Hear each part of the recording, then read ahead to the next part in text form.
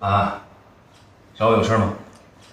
啊，我来是想问问您，上次长城电子的事儿，我有什么可以帮忙的地方吗？我劝你以后还是少来我这为好。没事儿的，顾总这几天都不在公司。为什么？您不知道，怎么了？总裁夫人受伤住院了。怎么回事？具体什么原因我也不知道，但我知道的就是顾总一直都在医院，根本没空来公司。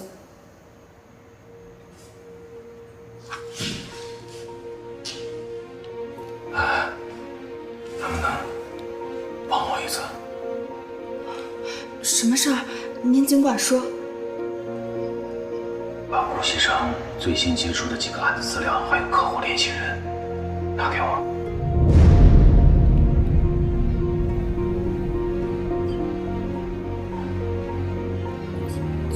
常总，您让我考虑考虑。帮帮我。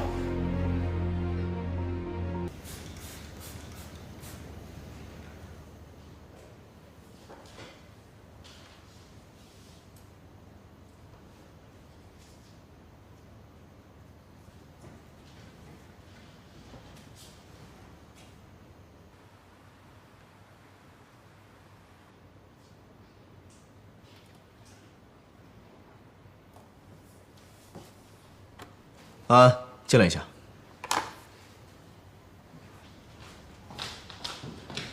顾总，有没有人进过我的办公室？没有啊，真的？真的。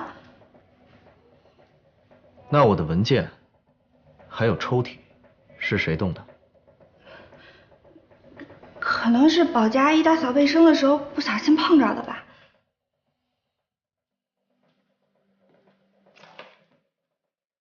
动我抽屉里的文件是保洁阿姨的工作范畴吗？嗯？顾总，我不知道。还在撒谎！顾总，对不起，我知道错了，我不应该在您不在的时候翻您的资料。但是我发誓，我绝对没有把您的资料背写给任何人。顾总，你要相信我呀。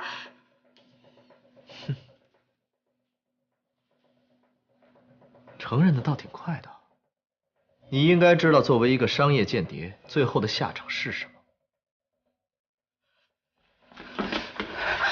顾总，我真的知道错了。您看在我跟了您这么多年的份上，我求求您高抬贵手。起来吧。我也没说要把你怎么样啊，以我对你的了解，你应该不可能这么蠢。这样吧，既然你跟常志成很投缘，那我把你调到他那儿去做秘书吧。嗯，就这么定了。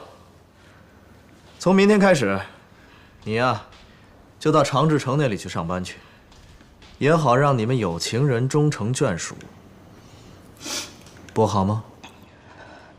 顾总，您是想让我过去替您做些什么吗？嘘，你是个聪明人。